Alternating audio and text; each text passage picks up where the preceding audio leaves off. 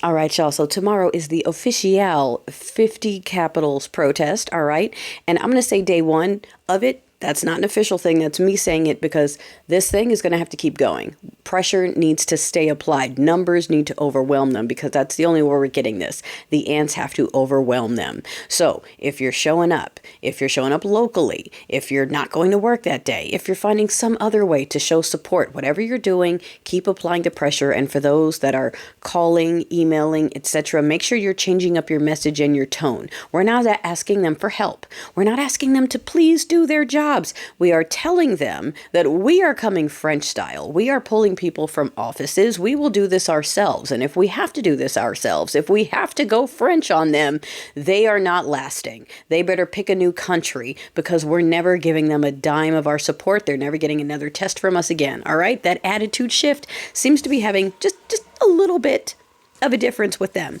Okay. And I want to keep talking about the continued malicious compliance / non-compliance because I'm happy to see more and more people going, why are we talking about obeying a criminal enterprise? And that's what I've been saying since the beginning. All bets are off. Okay. A literal team of addicts, felons, apis grays. All right. Thugs, draft dodgers, people who have claimed bankruptcy multiple times, people who come from literal apartheid wealth. I mean, like everything bad. That's who's running the show. Everything bad. And they are put there by steeple people because they are actually a group for criminals. That's what they are. It's a criminal cult. That's what it is now. The organized, institutionalized version of it, okay? The folks that have their own personal beliefs, I'm not talking about them.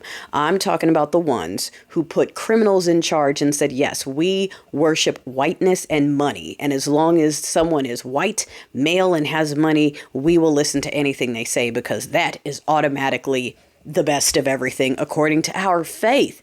And that's what it has devolved into. And for anyone that is still not accepting that, you need to wake up. Okay. That might not be your belief, but they hijacked it. And that is now the face of it. The face of it is now the delusion. Okay. So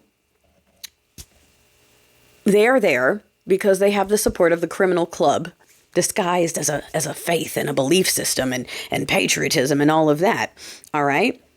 And I'm sorry, the two-teethers on blue state welfare living in red states. Those are the other ones that love all of this because they're not the ones paying for anything. We're paying for everything. So they're sitting around in their porches of their whatever they're living in talking about any price. I'll pay any price for an all white America. Like, yes, two-teeth Janet, we know you will because it's California money that you're living off of in Nebraska. Of course, any price is fine for you. You're not paying the tab. So yeah, I want to keep that attitude of, okay, yeah, changing those exemptions. Okay, fuck taxes. I mean, if they don't have to follow the rules, why do we? If they're not following the laws, why are we? If they're doing whatever the fuck they want, I'm going to do whatever the fuck I want.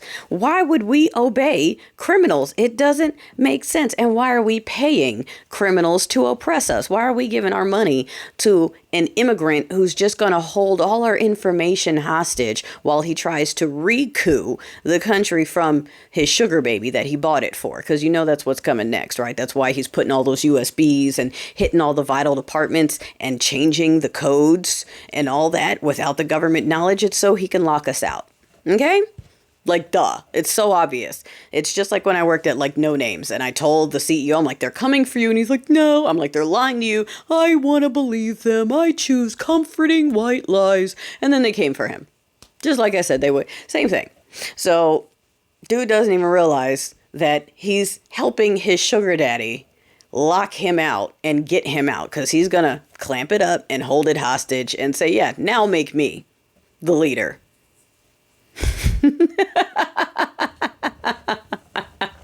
And we're watching him do it. So yeah, like I said, continued pressure. All right. The marches tomorrow, it's going to be great. That's a start. Be prepared. All right. Because yes, we know that they want to declare the thing and all that. So be ready. I hope we'll have some vets out there ready to get tactical and strategic if anything does start to pop. But we need to keep this up. The pressure of it needs to keep up. The tonality needs to keep up. We are not accepting a peach process. We are not accepting protests and signs and apologies. Yes, court cases and all of that are encouraging, but we want action, and we need it now because, like some folks have already said, they have all our information now. Okay? So let's go.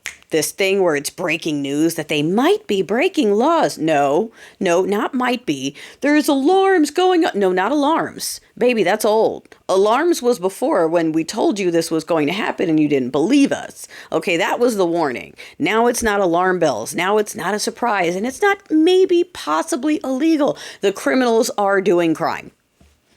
Stop covering for it just because they're rich and white. The criminals are doing crime. The criminals are doing crime. The criminals are doing crime, and they're doing it with the permission and blessing of the steeple people.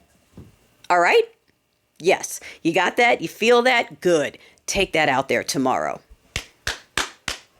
Keep the pressure.